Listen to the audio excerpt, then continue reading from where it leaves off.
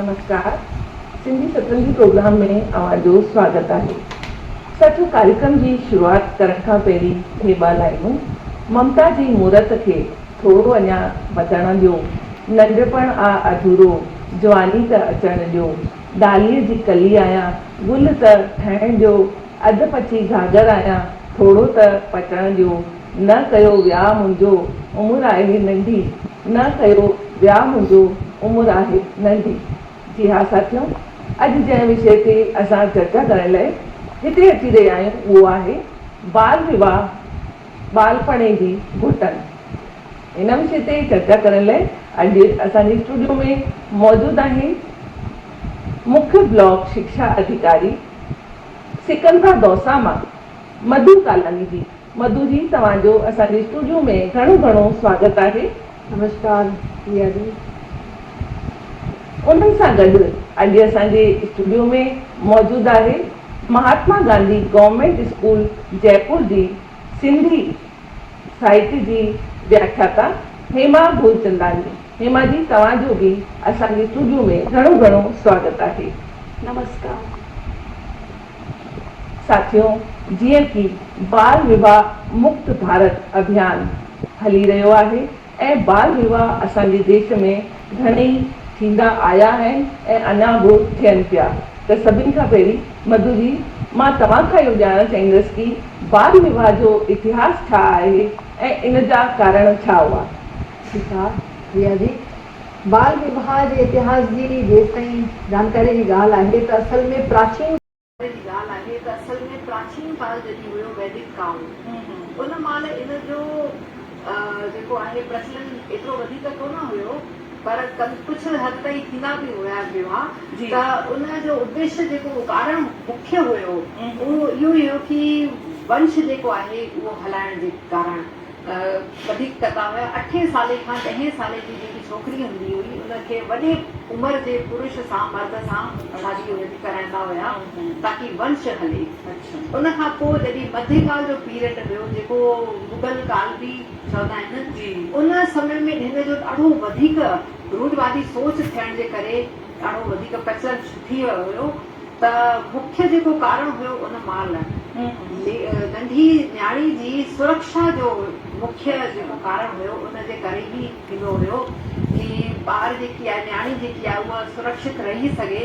ऐं पर्दा प्रथा जो प्रचलन ॾाढो वधीक उन महिल हुयो ऐं उन खां अलावा स्त्री जी इज़त जी रक्षा जे ख़ातिर इन प्रचलन खे, रूढ़िवादी सोच बि वधी वई, इन प्रथा खे ॾाढो अॻिते हलायो वियो।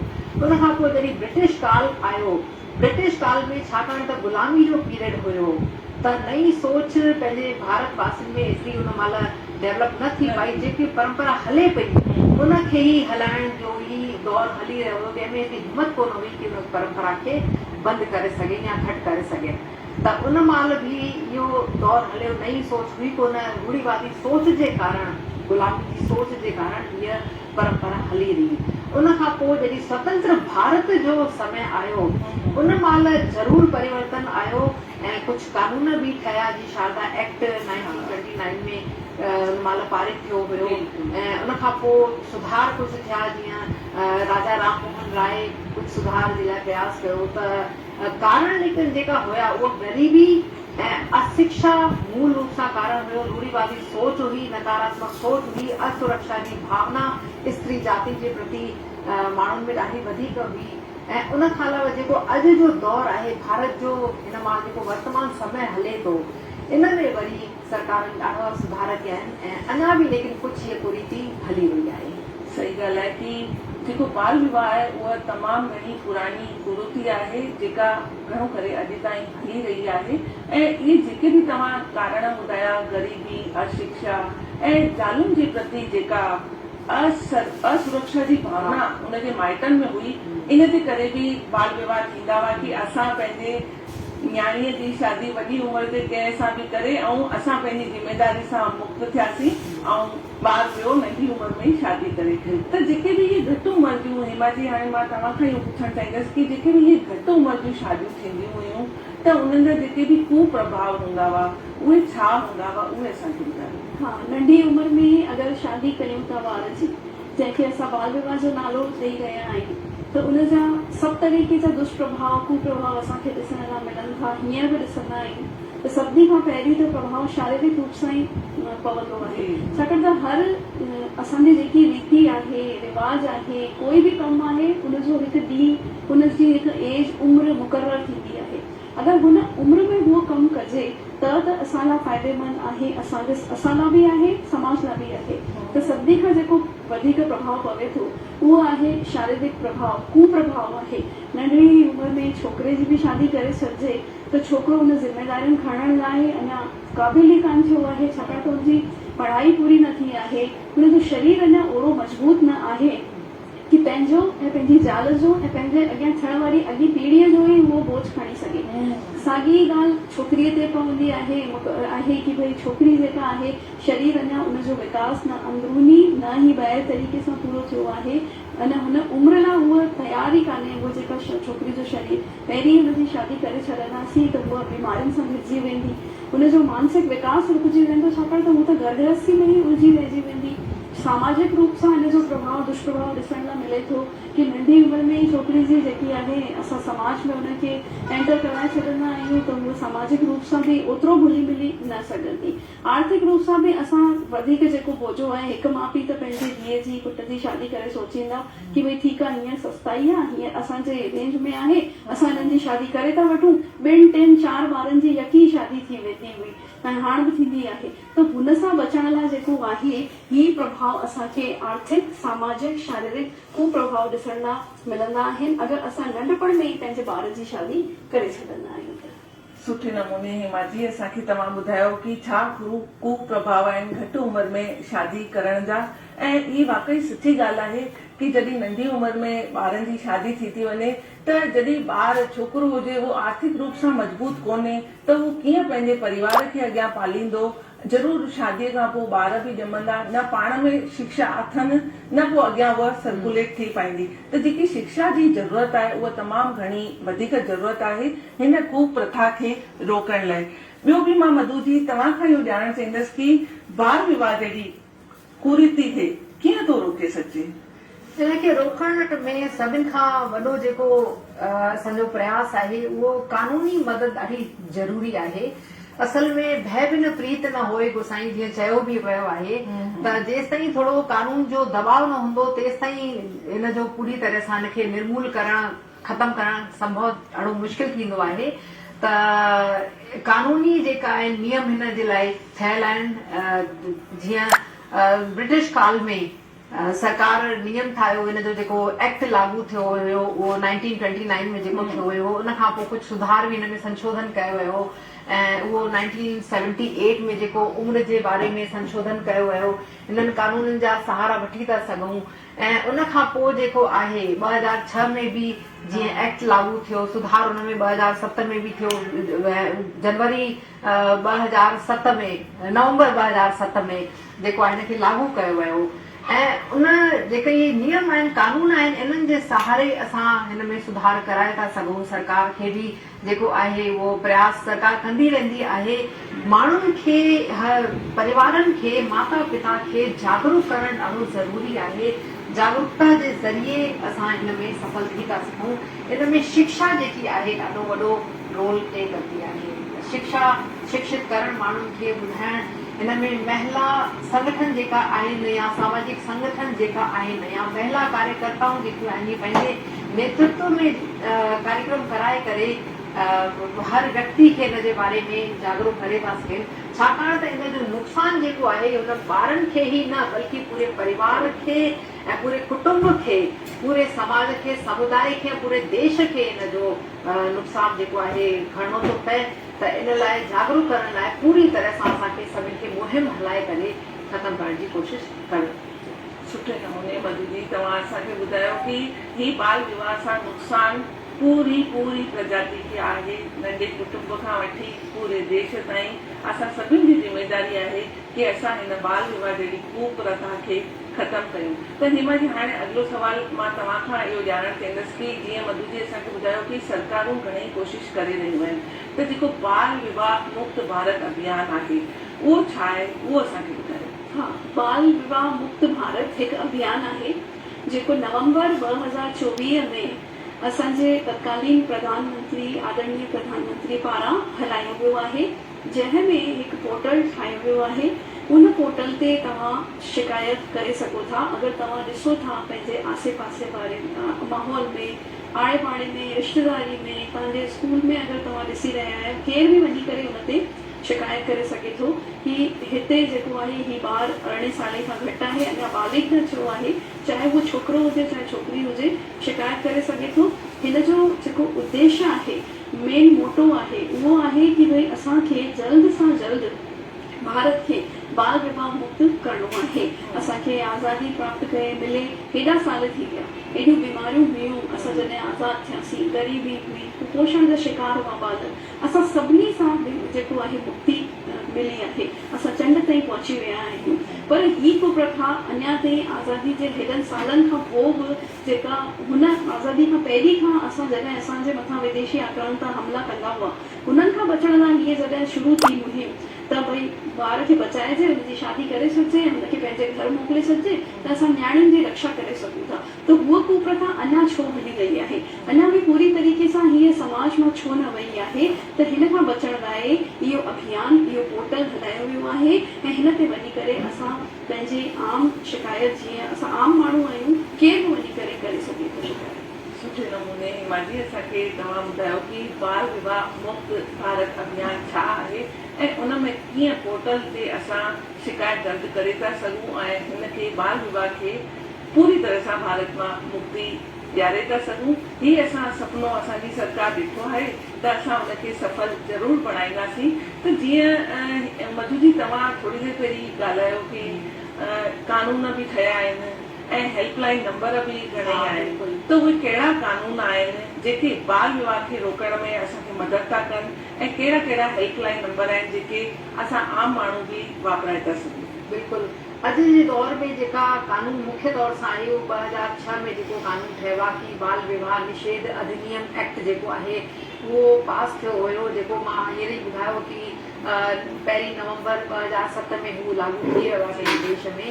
त उहो ॾाढो वॾो सशक्त कानून आहे असांजे बाल विवाह जे रोकण जो जेको प्रावधान सरकार कयो आहे। त इन में जीअं अॼु हाणे 2024 में बि हिकु संशोधन थियो आहे कि छोकिरी जी उमिरि जेकी आहे उहा 21 साल हाणे कई वई आहे। पहले 18 साल हुई, पर हाणे 21 साल कई वई आहे। इहो ॾाढो वॾो निर्णय आहे सरकार जो, इन सां ॾाढो फ़र्क़ु पवंदो ऐं उहो जेको कानून आहे उनजी मदद असां वठी था सघूं। उन खां अलावा जेको टोल फ्री नंबर गवर्नमेंट जारी कयो आहे, जीअं 15100 यानी कि 15100 वारो नंबर आहे, टोल फ्री नंबर आहे। इन में असां सभिनि जे हथ में मोबाइल हूंदो आहे। अॼु जे दौर में 1 मिंट में असां कंप्लेंट करे था सघूं ऐं जेको कंप्लेंट कंदो उनजो नंबर बि गोपनीय रखियो वेंदो ऐं उनजो नालो बि जेको आहे उहो कंहिंखे न ॿुधाए वेंदो। गोपनीयता हिन में पूरी तरह सां रखी वेंदी। उन खां अलावा 1098, मां इन लाइ इहो चवां थी अंक की ताकि यादि करण में ॾाढो सुविधा थींदी। 1098 यानी कि 10, 9 ऐं 8 इहो जेको अंक आहे, इन नंबर ते बि असां मोबाइल जे ज़रिए या लैंडलाइन सां कीअं बि फ़ोन करे असां पंहिंजी कंप्लेंट दर्ज था करे सघूं। हिन में घरेलू हिंसा जे बारे में बि थींदो आहे ऐं बाल विवाह सां संबंधित बि हिन में शिकायत नोट कई वेंदी आहे। त इहे स्कूलनि में जीअं सरकार जी तरफ़ खां, पुलिस डिपार्टमेंट जी तरफ़ खां ॿारनि खे जागरूक करण लाइ जीअं टीम ईंदी हुई, त उहो ॿारनि खे ईअं ई यादि कराईंदी हुई 10, 9, 8। त उन सां छा ॿारनि खे ॾाढी सुविधा सां इहो नंबर यादि थी वेंदो हुयो। त इन में बि असां करे था सघूं। उन खां अलावा सभिनि खां सुठो जेको आहे, हिकु ॿी बि आहे कि पुलिस थाना हर जॻह ते आहिनि। लोकल पुलिस थाने में बि असां वञी करे कंप्लेंट दर्ज कराए था सघूं। ऐं अॼु जीअं टेक्नोलॉजी जो दौर आहे, त CM पोर्टल जेको आहे उन ते असां करे था सघूं, जंहिंमें विदिन 24 आवर्स यानी 24 कलाकनि जे अंदरि तुरंत ई कार्रवाई थींदी। ऐं थाने में अगरि रिपोर्ट कयूं था त हर जॻह ते लोकल इहे थाना आहिनि, 10 मिंटे में 5 मिंटे जे अंदरि ई पुलिस उते पहुची करे उन विवाह खे उते रोके सघे थी। ईअं असां कानून जी मदद असां मतिलबु वठी था सघूं।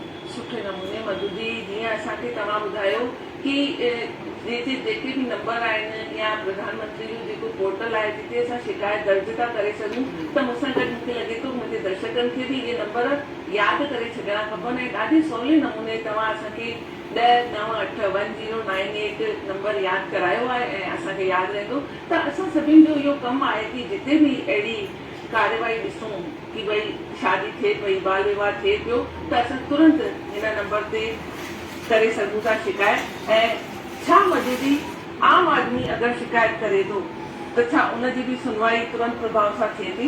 बिल्कुलु थींदी आहे। थाने वारा त तुरंत ई पहुची वेंदा आहिनि। सीएम पोर्टल ते मां बि जीअं शिक्षा विभाग में आहियां, असां कमु कंदा आहियूं, तुरंत कार्रवाई थींदी आहे। 24 आवर्स में एक्टिविटी शुरू थी वेंदी आहे ऐं कानूनी जेका पंहिंजा आहिनि न्यायालय उहे त पूरी तरह सां सक्रिय आहिनि ई, त न्याय पूरी तरह सां मिलंदो आहे, समय रहंदे रहंदे ई मिलंदो आहे। हिमानी सां तव्हां खां इहो ॼाणणु चाहींदासीं कि हिकिड़ी असां बाल विवाह शून्य स्कीम ॾिठी आहे, त उहो बाल विवाह शून्य कीअं थिए इहो तव्हां असांखे ॿुधायो। हाँ, बाल विवाह शून्य जेको आहे हिकु टर्म आहे। हिन जो इहो अर्थ मतिलबु आहे कि जंहिंजी शादी थी आहे, बाल विवाह यानी कि नंढपण में जेको विवाह थी वियो आहे, विवाह थियण जे 2 सालनि जे अंदरि अगरि हुननि मां कंहिंखे बि चाहे छोकिरो चाहे छोकिरी खे इहो पतो थो पवे कि भई जेको मुंहिंजो विवाह थियो आहे उहो त कंहिं सामाजिक दबाव जे करे थियो आहे, आर्थिक कारण ते थियो आहे, करे थियो आहे, या मां ख़ुशि न आहियां, या मूंसां इहो ग़लति थियो आहे, मूंखे त अञा पढ़ाई करणी आहे, या हुनजो कुझु एम्बिशियस ॿार आहे, त पंहिंजे बाल विवाह थियण जे 2 सालनि जे अंदरि हू सादी शिकायत करे थो सघे ऐं हिन शिकायत जे बलबूते ते हुनजो जेको विवाह आहे उहो हिकु शून्य थी वेंदो। शून्य जी माना आहे इंग्लिश में जंहिंखे असां ज़ीरो चवंदा आहियूं। ज़ीरो मतिलबु कि बिल्कुलु हुनजे विवाह खे, हुनजी शादी खे ख़ारिज कयो वेंदो कि जेको तुंहिंजो विवाह आहे तुंहिंजी सहमति सां न थियो आहे। छाकाणि त वोट ॾियण जो ई हक़ु जेको आहे असांखे 18 साल खां पोइ थो मिले, त पोइ शादी जहिड़ो वॾो डिसीजन, जेको हिकु हेॾो वॾो डिसीजन, हिकु निर्णय आहे पंहिंजी लाइफ जो, उहो 18 साल खां पहिरीं कीअं थो थी सघे, त हू पंहिंजे विवाह खे शून्य विवाह करार ॾेई थो सघे। ऐं हिन में इहो बि कानून हिकिड़ो आहे कि जेके बि उपहार वग़ैरह शादीअ जे वक़्तु वधू पक्ष द्वारा वर पक्ष खे ऐं वर पक्ष द्वारा वधू पक्ष खे ॾिना वेंदा आहिनि, उहे सभु वापसि ओड़ा खां ओड़ा हुननि खे लौटाइणा करणु पवंदा आहिनि, ॾियणा पवंदा आहिनि। त हिन खे शून्य विवाह चयो वियो आहे कि भई तव्हांजो विवाह जेको आहे तव्हांजी मर्ज़ी सां न थियो, हिकु कुप्रथा जे करे थियो, त उनखे हाणे ख़ारिज कयो थो वञे। सुठो तव्हां ॿुधायो हिमाजी कि बाल विवाह शून्य या ख़ारिज करणु छाखे चइबो आहे ऐं असां उनखे कीअं करे था सघूं, इहो बि तमामु सुठे नमूने असांखे अॼु सम्झ में आयो। मधु जी, हाणे असां तव्हां खां इहो ॼाणणु चाहींदासीं कि सरकारूं पंहिंजी कोशिशि करे रहियूं आहिनि, ॿियूं बि अहिड़ियूं कहिड़ी कोशिशूं कयूं आहिनि पंचायतुनि पारां, NGO पारां या ज़ालुनि या घर परिवार पारां, जंहिंसां बाल विवाह पूरी तरह सां असां ख़तमु करे सघूं? बिल्कुलु, ॾाढो सुठो प्रश्न प्रिया जी तव्हां पुछियो आहे। त इन में सभिनि खां पहिरीं जेकी ज़िमेदारी थींदी आहे न, उहो माता पिता जी थींदी आहे। परिवार मां ई ज़िमेदारी शुरू थींदी आहे। त माता पिता जी पूरी ज़िमेदारी आहे कि पंहिंजे ॿारनि खे, चाहे पुटु हुजे चाहे धीअ हुजे, उन्हनि खे पूरी पढ़ाई कराइणु ॾाढी ज़रूरी आहे, व्यस्त थियणु ॾियणु ज़रूरी आहे, पंहिंजी उहा ज़िमेदारी खे सम्झी सघनि, इहा उन्हनि ॿारनि खे सम्झ ॾियणु ज़रूरी आहे।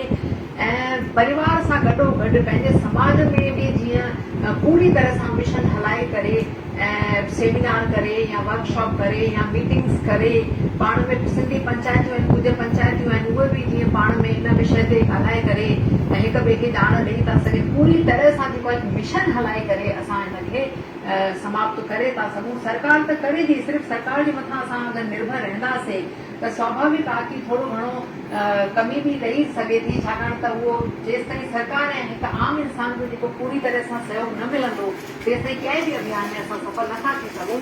त सरकार त करे रही आहे पूरी कोशिशि, पर हर इंसान खे, हर परिवार खे, माता पिता जी ड्यूटी आहे जागरूक थियणो आहे। त हिन में सिंधी पंहिंजी पंचायतूं आहिनि जेकी उहे सेमिनार करे, वर्कशॉप करे, मीटिंग्स करे हिन जी ॼाण ॾेई था सघनि।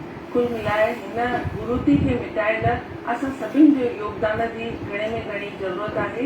हेमा जी, जीअं तव्हां बि शिक्षा सां जुड़ियल आहियो, त शिक्षा जो हिन कुरीति खे मिटाइण में छा रोल ठही थो सघे? शिक्षा जो वॾो रोल आहे, छाकाणि त शिक्षा जो मतिलबु एजुकेट करणु ॿार खे, मतिलबु ॿुधाइण कि तुंहिंजे लाइ छा सही आहे, छा सही न आहे। त शिक्षा त ॾियणी ई आहे कि ॿार खे कि भई तुंहिंजे मथां कहिड़ा नुक़सान हिन जा थियनि था। फ़ाइदो त कोई आहे ई कोन। माउ पीउ त ठीकु आहे सम्झनि था कि असां पंहिंजी धीअ पढ़ाए छॾीसीं, वॾी उमिरि वारो कमाइण वारो छोकिरो मिली वियो त हाणे मुंहिंजी धीउ या मुंहिंजी न्याणी सुखी रहंदी। पर माउ पीउ इन ॻाल्हि मां अनजान आहिनि कि अॼुकल्ह छोकिरियुनि जो बि शिक्षित थियणु ओतिरो ई ज़रूरी आहे जेतिरो हिकिड़े छोकिरे जो ज़रूरी आहे। छाकाणि त जेके बि असां मिशन ॾिसी रहिया आहियूं, चाहे जल जीवन मिशन हुजे, चाहे असां ॿाहिरि मोकिले रहिया आहियूं, चाहे स्टार्टअप हली रहिया आहिनि असांजे देश में, चाहे विदेश में बि जेके मंत्री ठही रहिया आहिनि या असांजे देश में बि कोई महिलाऊं किथे न किथे पहुची वियूं आहिनि त उहे कीअं पहुतियूं आहिनि?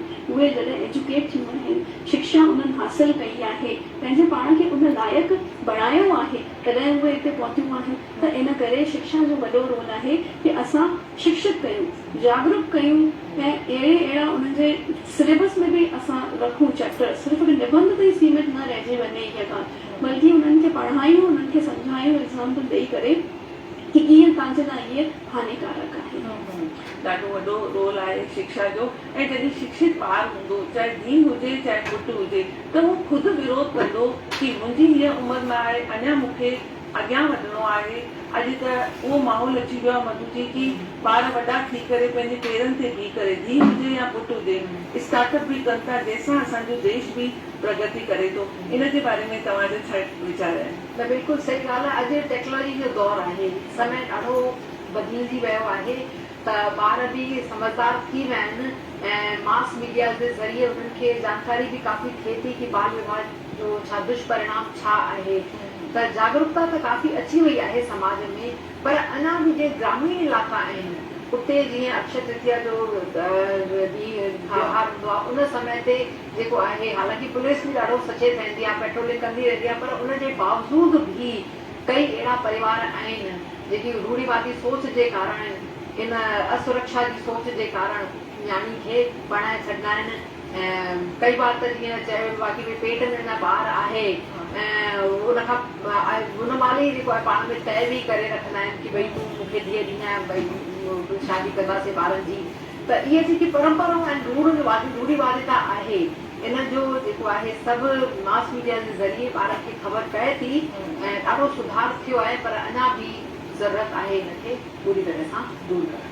बिल्कुलु सही तव्हां चयो कि शहरी इलाइक़नि में त वरी बि इहा कुप्रथा एतिरी उपजियल कान्हे, पर ग्रामीण इलाइक़नि में अॼु बि इहा थी रही आहे। ऐं ज़रूरु सरकारुनि खे, पंचायतुनि खे ऐं NGO खे उते वञी करे हिन कुप्रथा खे जड़ सां ख़तमु करण जी पुरज़ोर कोशिशि करणु खपे।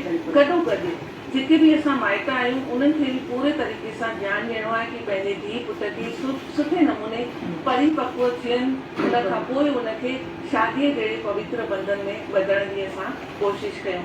हेमा जी, हलंदे हलंदे असांजे दर्शकनि खे तव्हां छा संदेश ॾियणु चाहींदा? हाँ, मां संदेश ॾियणु चाहींदमि पंहिंजे दर्शकनि खे कि अगरि असां पंहिंजे आसे पासे में ॾिसूं था कि भई कंहिं छोकिरीअ जी या छोकिरे जी बाल विवाह थी रहियो आहे, त असांखे दर्शक थी हुन शादीअ खे ॾिसणो न आहे, असांखे जल्दी हुनजे पुठियां कार्यवाही करणी आहे। पहिरीं त असां हुनखे ॼाणूं चाहे न ॼाणूं, असांखे हुनखे सम्झाइण ज़रूरी आहे, ॻाल्हाए ॾिसूं कि भई तव्हांजी अहिड़ी कहिड़ी मजबूरी आहे कि तव्हां हिनजी हेॾी घटि उमिरि में शादी करे रहिया आहियो। पोइ उनखां पोइ अगरि हू सम्झनि था त ठीकु आहे, न त पोइ असांखे जीअं मधु जी ॿुधाया कि नंबर आहिनि 1098 आहे, 15100 आहे, ॿियो न त 100 नंबर त असां सभिनी खे ई यादि रहंदो आहे। त हुन सां छा आहे, पंहिंजे नज़दीकी थाने में ई कॉल लॻी वेंदो आहे, उते कॉल करे हिन जी शिकायत ज़रूरु करणु घुरिजे।